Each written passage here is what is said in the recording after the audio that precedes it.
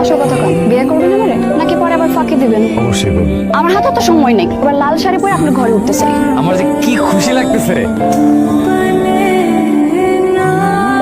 কত শখ আছিল গ্রামের সুন্দর মায়াটারে তোর সাথে বিয়ে করা, বউ আর আমি দুইজন মিলা সুখ আলাপ করুন। তোমার সাথে দোয়া করব। বিয়ে করবি? তুই একটা অকল না, আপনার কত বড় সাহস আমার মেয়ের পিছনে ঘুরিস। আইলে কিন্তু সেদিন ভাই তোর সাহস যা।